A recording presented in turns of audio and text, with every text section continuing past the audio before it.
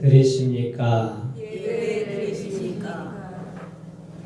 우리가 2월은 우리가 예배의 달입니다. 우리가 예배를 드리는데 어떤 마음의 자세로 예배 드리는지, 우리가 지금 하나님이 받으실 만한 예배를 드리는지, 아니면 그냥 내 기분대로 예배를 드리는지, 우리 자신들을 우리가 잘 돌아봐야 됩니다. 그래서 예배는 온 땅에 영으로 충만하신 우리가 하나님 앞에서 예배를 드리는 거예요. 그래서 우리가 사람을 의식하는 것이 아니라 내가 하나님 앞에, 그래서 예배를 바로 드리는 사람들은 토요일부터 준비를 하죠. 마음도 준비하고 건강도 준비하고 컨디션도 준비해서 우리가 하나님 앞에 최상의 것을 하나님 앞에 드리는 것이, 그게 하나님이 받으시는 예배가 되는 것입니다. 그래서 우리가 예배가 뭐냐, 이걸 알기 위해서는 구약 성경 레위기서를 우리가 배워보면 아주 정확하게 예배가 뭔지를 알 수가 있어요. 자, 사람들이 이 땅에 살아가다 보면 자꾸 죄를 짓죠. 죄를 먹고 마시고 죄의 홍수 시대에 내 영혼이 망가져 있어요.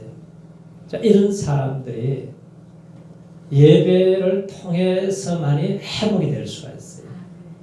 그래서 인생을 살아가면서 그 사람이 결산할 때 보세요. 예배의 성공자냐 예배 실패자냐에 따라서 그 인생이 성공과 실패로 다 갈라지게 되어져 있습니다. 그래서 하나님이 죄인으로 태어난 나를 고치고 살리고 회복시키고 축복하시기 위해서 제사 제도를 주신 거예요. 우리가 세상에 한 주간 살면서 죄를 짓습니다. 그러면 이 죄 문제를 해결해야 되는데, 죄는 하나님과 사이가 딱 막혀버리면은 하나님이 아무리 좋은 걸 주시려고 해도 주실 수가 없어요. 허물과 죄가 다 가로막아 버립니다. 인간의 힘으로 막 살아가면서 뭐 대단한 것 같이 살아가는데 다 막혀버려요. 그래서 하나님께서 구약 시대는 이 죄 문제를 어떻게 해결하느냐, 그게 제사 예배드리는 모습을 보여주고 있어요. 어떤 사람이 살아가다가 연약해서 넘어졌어요. 눈으로 보는 것으로 죄를 지었습니다. 입술로 죄를 지고 마음으로 죄를 지고, 그렇게 했으면은 이 죄 문제가 해결이 돼야 되잖아요. 그럼 어떻게 해결하느냐? 그러면 흠없는 짐승을 한 마리 끌고 와요. 끌고 와서 제사장 앞에 끌고 와서 제사장에게 고백을 합니다. 제사장님, 제가 어떻게 살다 보니까 입술로 죄를 짓고 손으로 발로 죄를 짓고 가지 말아야 될 곳을 가서 노름을 하고 내가 이 잘못을 했습니다. 그래서 그 짐승 위에다가 안수를 하는 거예요. 그러니까 내 죄를 짐승에게다 다 전가를 시키는 거예요. 그래서 그 짐승이 내 죄를 뒤집어 쓰고 이제 죽어야 됩니다. 죄의 삭은 사망이기 때문에. 그러면은 그 짐승을 누가 죽이느냐?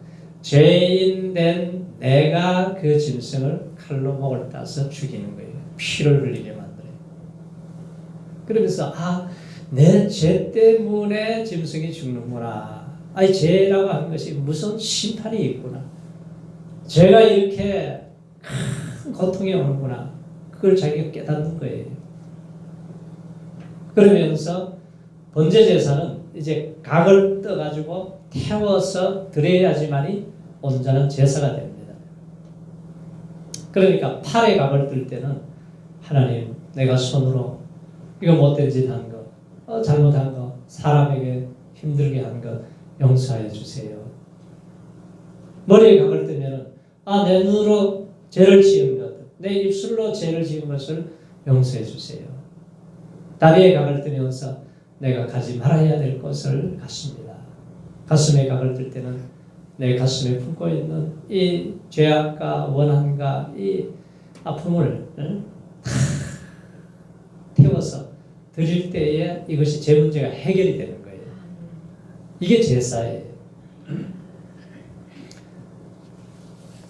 그래서 우리가 구약 시대에 아직도 산다면은 또 짐승을 끌고 와서 또 제사를 드려야 되고 제 문제가 해결돼야 되고 하는데 이 문제를 해결해 주신 분이 보라 세상 죄를 지고 가는 하나님의 어린 양이로다. 그분이 누구예요? 예수님이에요. 예수님이 이 땅에 오셔서 내가 받아야 할 저주, 내가 받아야 할 고통, 내가 받아야 할 모든 이 죄악의 모든 요소들을 예수님이 단번에 영원한 제사를 드려주신 거예요. 그래서 우리가 십자가의 그 은혜를 우리가 생각하면은 그저 감사할 것밖에 없죠. 왜? 예수님이 내가 죽어야 되는데 예수님이 대신 죽어주신 거예요. 예수님이 가시관을 쓰신 것은 내가 눈으로 지은 죄, 내가 입술로 지은 죄를 다 도말하시기 위해서 물과 피를 쏟으시고 손과 발에는 대못이 박혀서 뼈가 부서지면서 살점이 뚫려 들어갑니다. 내 손으로 내 발로 지은 죄를 예수님이 이 고통을 당하시면서 해결해 주셨구나. 옆구리에 칼과 창에 찔려가지고 물과 피를 쏟아낸 것은 내 가슴 속에 있는 죄악을 용서해 주시기 위해서 이 고통을 당하시는구나. 그래서 내가 받아야 할 저주, 내가 받아야 할 고통, 내가 받아야 할 슬픔을 예수님이 다 담당해 주셨습니다. 우리가 이 은혜를 생각하면은 이 십자가를 바라보기만 해도 우리가 눈물이 나올 수밖에 없어요. 하나님의 성령께서 이걸 깨닫게 해주셔야 우리가 깨달아지는 거예요. 그래서 내가 예수의 은혜로 예수의 공로로 인해서 내가 하나님 앞에 나와서 이렇게 예배 드릴 때에 그러면 우리가 오늘 이 시대에 우리가 어떤 마음의 자세로 예배를 드려야 되겠어요? 이사야 선지자는 이렇게 말씀을 하세요. 지존 무상하며 영원히 거하며 거룩하다 이름하는 자가 이같이 말씀하시네요.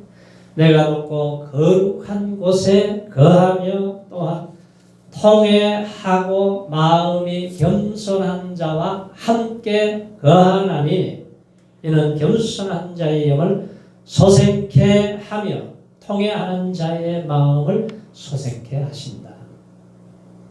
위대한 다윗이 편안할 때 죄를 지었어요. 고통이 올 때는 믿음이 막 성숙하고 하나님을 찬양하고 했는데 고난이 올 때는 신앙이 점점 자랐어요. 그런데 편안하고 그냥 낮잠 자고 있어도 요압 장군이 나가 전쟁해서 승전보를 알려와요. 그때에 밧세바를 범하게 되잖아요.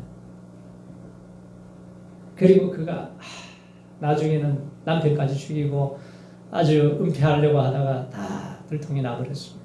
그때서야 이제 하나님 앞에 심상을 적시면서 밤새도록 통곡을 하고 회개를 하면서 하나님의 구하시는 제사는 상한 심령이라. 상하고 통회하는 마음을 하나님이 멸시치 않는다. 그러니까 우리가 하나님 앞에 나올 때는 상한 마음, 겸손한 마음, 통회하는 마음으로 우리가 나오면은 우리가 하나님 앞에서 예배드릴 때에 은혜를 주시는 거예요. 그런 마음의 자세로 나오면 은혜 받지 못할 사람이 없는 거예요. 우리가 예배는 뭡니까? 두 사람이 집에서 모였어도 하나님의 오신 앞에서 예배를 드리는 그게 예배예요. 북한의 지하교회에서 3명이 모여서 예배드려도 그 예배를 더 하나님이 기뻐하실 거예요. 화려하게 대단한 같이 예배 드리지만 사람만 두리번거리면서 예배 드리면 그걸 받으시겠어요? 아니에요. 우리의 중심으로 우리가 하나님 앞에 서서 예배자로 잘 서시기를 축원합니다. 근데 내 마음이 하나님을 향해서 집중하고 있느냐? 하나님이 보시는 앞에서 예배드리느냐? 바로 왕이 예배를 방해하잖아요. 계속 예배를 방해하니까 하나님이 10가지 재앙을 때려가지고 다 망가뜨려버려요. 나라도 망가뜨리고 자식도 죽이고 다 죽여버리잖아요. 얼마나 미련해요. 그래서 하나님은 예배하는 일에 예배 돕는 자들을 아주 눈동자같이 지켜보세요. 예배 드리는데 돕는 자들, 헌신하는 자들, 봉사자들은 하나님이 절대로 잊어버리지 않으세요. 그리고 우리가 구원받은 하나님의 백성들이 어떻게 살아야 되느냐. 로마서 12장 1절에 보면 그러므로 형제들아 내가 하나님의 모든 자비하심으로 너희를 권하노니 너희 하나님이 기뻐하시는 몸을 거룩한 산제사로 드리라. 몸을 드리라. 이것이 너희의 드릴 뭐예요? 영적 예배니라. 왜? 하나님이 나를 핏값으로 사셨어요. 그래서 나는 이제 내 것이 아니에요. 하나님의 것이에요. 그래서 몸으로 영광을 돌리라. 몸이 하나님의 기뻐하시는 거룩한 제물이 되라는 거죠. 그래서 하나님은 우리를 왜 창조하셨느냐? 예배자로 창조하셨어요. 예배드리라고. 하나님 앞에 바른 예배를 드리고 우리가 잘 준비해서 예배 드릴 때에 우리의 일주일이 승리하게 되고 또 한 주간 승리하게 되고 일평생이 승리하게 되는 거죠. 성경에 나오는 모든 사람들을 보세요. 예배에 성공한 자들은 마지막에 다 성공해요. 그런데 아무리 권력이 있고 돈이 있고 명예가 있어도 예배 실패한 사울 왕은 자살해서 죽어요. 우리 신앙생활에 제일 중요한 것이 뭐냐? 예배 생활이고 하나님과의 바른 관계를 갖는 거죠. 예배 생활이 잘못되면 하나님과 관계가 잘못되게 되어 있어요. 아무리 하나님 복을 주시려고 해도 복을 줄 수가 없습니다. 그래서 하나님은 오늘 뭐라 그래요? 오늘 본문 한번 같이 읽어보세요. 자, 시작. 24절.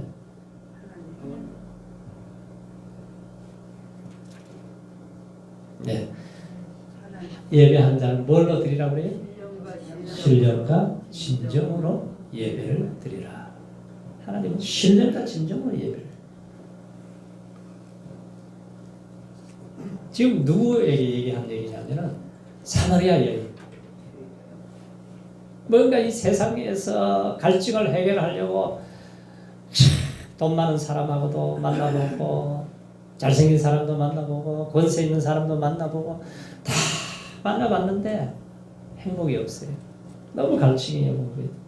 그런데 우물가에서 예수님을 만나고 예배에 대한 얘기가 나오다가 영생하도록 솟아나는 샘물을 주신다는 예수님의 말씀을 듣고 예배가 회복이 되죠.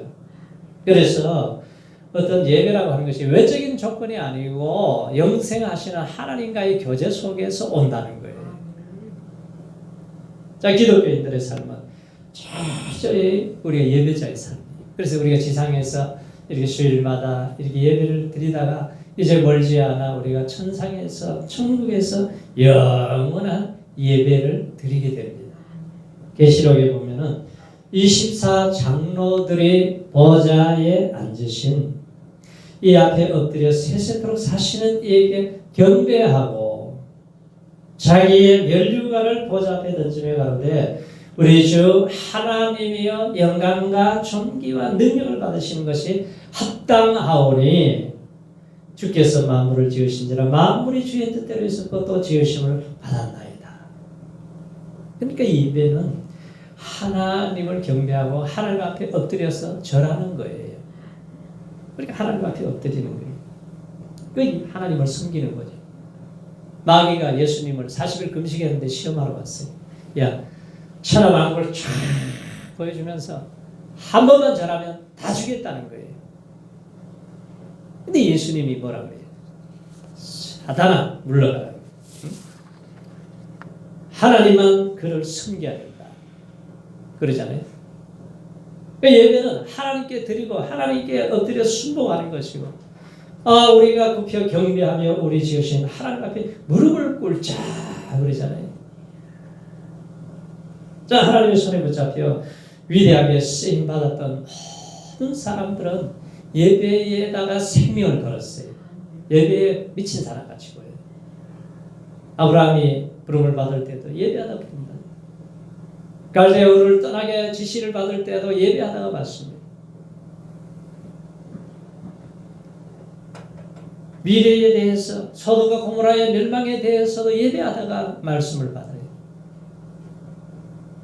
그리고 그가 믿음의 조상이 되는 것도 모리아 산에 가서 100세 난 아들을 번제로 드리라고 그랬을 때에 가장 귀한 것을 드리잖아요.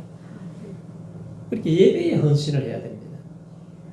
예배 드리는데 우리가 목숨을 걸어야 돼요. 아들을 칼로 내리치려고 하는 것을 보면서 아, 네가 이제 진짜 나를 하나님으로 믿는구나. 네가 이제 나를 경외하는구나. 네가 내 말을 다 준행했기 때문에 천하 열방이 너를 통해서 복을 받는다.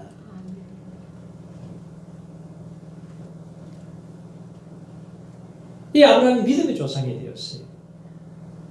그래서 우리가 예배가 아니면은 한 발자국도 움직이지 않았어요. 이 사람들은. 그 진실한 예배가 뭐냐? 아벨의 전통을 따라서 피의 제사를 드리는 거예요. 이삭도 야곱도 예배의 성공자들이. 야곱이 실패할 때가 있어요. 그런데 언제 회복시켜 주세요? 온 집안이 완전히 그냥 세겜 족속에게 전멸당할 위기가 왔어요. 베델에 올라가서 단을 쌓아라. 예배드리라. 그대로 순종해서 올라가서 예배를 드리니까 하나님이 다시 회복시켜서 야, 너의 허리에서 왕이 나올 것이다. 회복시켜 주세요. 예배를 통해서. 모세도 예배의 사람이에요. 시내산에서 불암폭이 없는 그 강야에서 40주야를 하나님과 대면해서 말씀을 듣고 십계명을 받잖아요.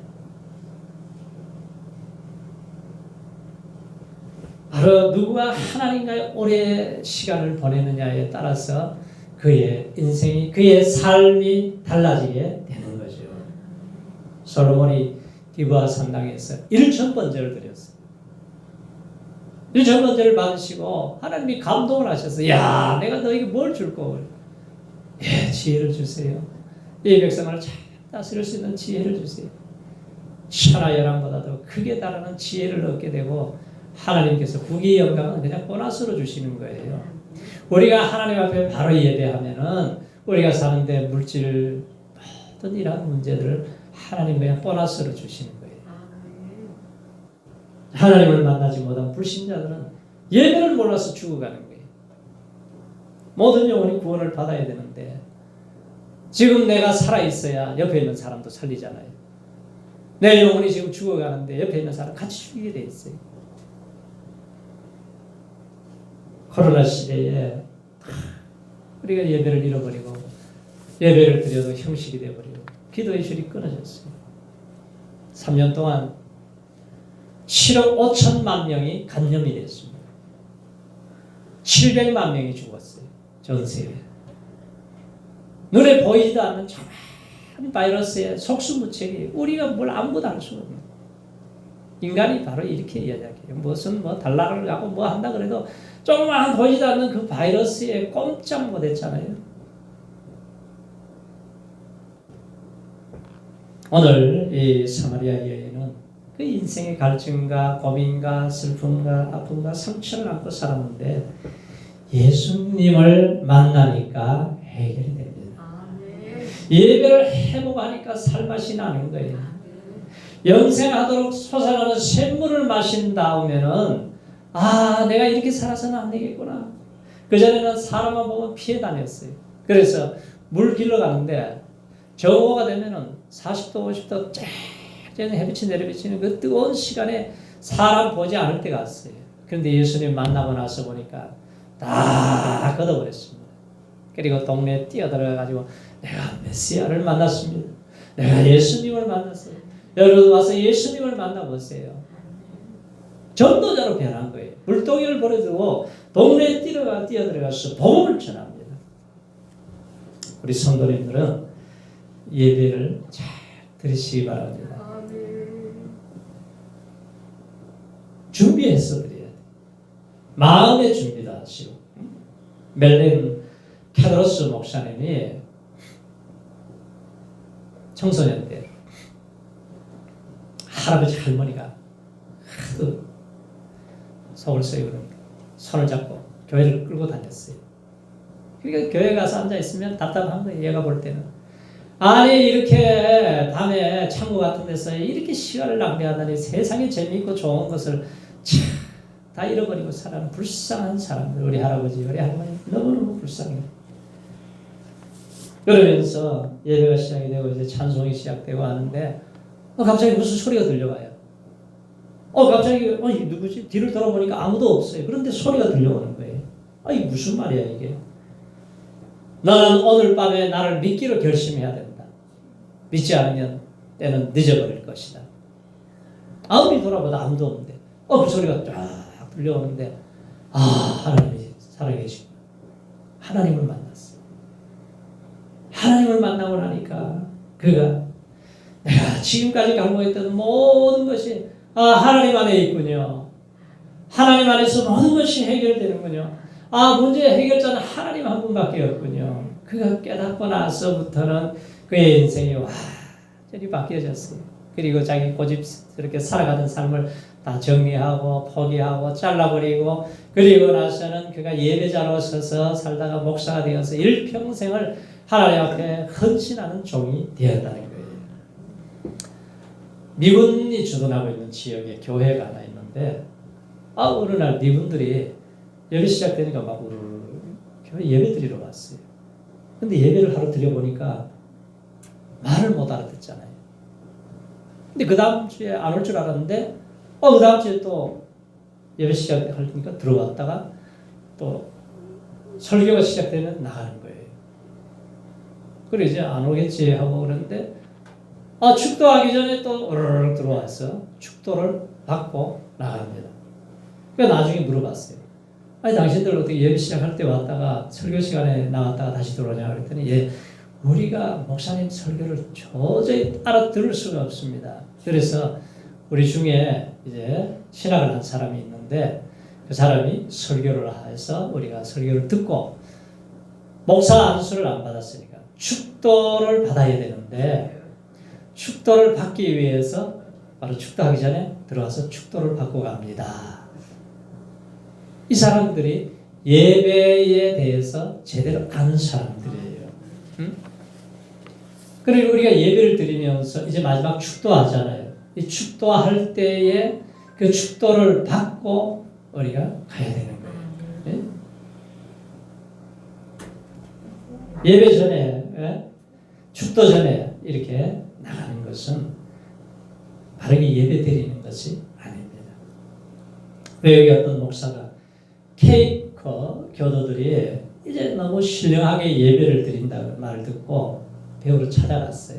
찾아갔는데 아무리 기다려도 예배가 시작이 안 돼요.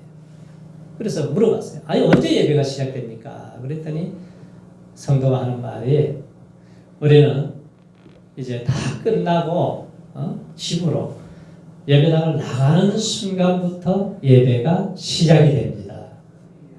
아주 의미 있는 얘기를 했어요. 이와 유사한 얘기로 에드가 프랭크는 크리스찬 센츄리 재단에서 시를 발표했어요. 내가 아는 어떤 공장 작업대를 재단으로 생각을 합니다. 상점에서 이런 계산대 앞에서 나는 예배 재단으로 생각합니다. 내가 시장 상점에서 있지만 거룩한 장소로 여기고 내가 평범한 환경이 길가의 성전이 되어야 된다고 생각합니다. 근데 그게 무슨 얘기냐면은 우리가 주일날만 예배 드리는 게 아니고 이제 예배가 끝나고 나가면서 일주일의 삶이 예배가 되어야 된다는 거예요. 일주일의 삶이. 그래서 그래서 우리는 예배하는 자의 삶은 몸으로 너희 몸을 하나님이 핏값으로 산 몸으로 거룩한 산제사를 드리라는 거예요. 세상을 바꾸는 사람들이 누가 바꿉니까? 민주당이 바꿉니까? 국민의힘이 바꿉니까? 재벌이 바꾸나요? 권력자들이 바꿉니까? 아니에요. 하나님이 세상을 바꿔주셔야 돼요. 하나님의 사람들을 통해서 세상을 바꿔줘야 돼요. 미국의 기독교 시럽인 그 협회에 국민들의 가장 존경을 받는 아더 미다스라고 하는 장로님이 계세요. 이 장로님이 하나님 앞에 은혜를 받고 사업을 했는데 미국의 10대 재벌 안에 들어갔습니다. 그래서 우리나라 기독교 선교단체에다가 50만 불을 헌금을 해가지고 돕기도 하고, 그리고 이 선교단체를 만들어서 한 7억 달러 엄청난 돈을 투자를 해서 전 세계에 선교 사업을 돕고 많은 사람들을 살리는데 쓰임을 받았어요.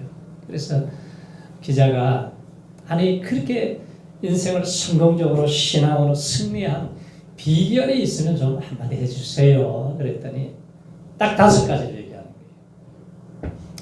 우리가 하나님 앞에서 인생을 성공하려면 첫 번째는 주일 성수를 해야 됩니다. 주일 예배에 성공을 해야 된다는 거예요. 두 번째는 언제나 11조를 우리가 드려야 됩니다. 그리고 세 번째는 첫 시간을 저는 하나님 앞에 기도로 시작을 합니다. 그리고 우리 가정의 주인으로 예수님을 우리 주인으로 모시고 있습니다. 그리고 우리 하나님이 베푸신 이 은혜를 선한 사업을 위해서, 선교 사업과 하나님의 나라 확장을 위해서 우리가 드려지고 또 몸을 드리고 또 주님을 위해서 희생하고 헌신하고 봉사할 때에 하나님이 내 기업도 내 삶도 내 건강도 내 일생을 책임져 주셨습니다. 이게 그의 간증이에요. 하나님의 눈은 항상 누구를 찾으세요? 예배하는 자를 찾으세요. 여호와의 눈은 온 땅을 두루 감싸라 전심으로 여호와를 향하는 자들, 예배하는 자들을 찾으셔서 문제도 예배 시간에 해결이 되고 우리의 고민도 예배 시간에 해결이 되고 하늘문이 열리는 것도 예배 시간에 열리는 거예요. 그래서 우리가 예배 시간마다 믿음으로 승리하시기를 축원합니다. 그리고 예배에 성공해야 우리 인생이 성공이 되는 거예요. 그래서 구원받은 백성들이 그럼 어떻게 살아야 되느냐? 로마서 12장 이제 2절 이하에 쭉 나오시는 말씀이 뭐냐면 우리 각자에게 은사를 주셨다는 거예요. 은사를 주셨으면은 하나님이 있게 하신 자리에서 충성을 하라는 거예요. 죽도록 충성하면은 하나님이 생명의 멸류관을 주신다. 악을 미워하고 선에 속하고 형제를 사랑하고 우애하고 존경하기를 먼저 하고 열심을 품고 주를 섬기라. 환난 중에 정리해 기도에 힘쓰고 핍박하는 자가 있으면 축복을 하라는 거예요. 왜? 아니 핍박하는 자를 축복하면 상대방이 안 받으면 내 것이 되지 않느냐. 저주할 시간에 축복하라는 거예요. 원수가 있으면 너 힘으로 원수를 갚지 말라는 거예요. 원수가 줄이거든 먹이고 입히고 마시게 하라. 그러면 숯불을 머리 위에다가 다 쌓아서 올려놓는다는 거예요. 그래서 악으로 지지 말고 선으로 이기라. 그래서 우리가 일주일에 한 번 교회에 가는 것이 다 의무가 아니고 우리의 삶 속에서 이제 예배하는 자의 삶이 되시기를 축원합니다. 매일 순간순간 우리가 책상에 있든지 달리고 있든지 내가 작업대에 있든지 상점에 있든지 시장에 있든지 다림질을 하든지 학교에 있든지 무엇을 하든지 간에 하나님을 예배하는 자로 살 때에 우리 인생이 복되게 하시고 승리하게 하시고 하나님의 큰 영광을 보게 하실 줄로 믿습니다. 할렐루야. 예배 승리자들이 다 되시기를 축원합니다.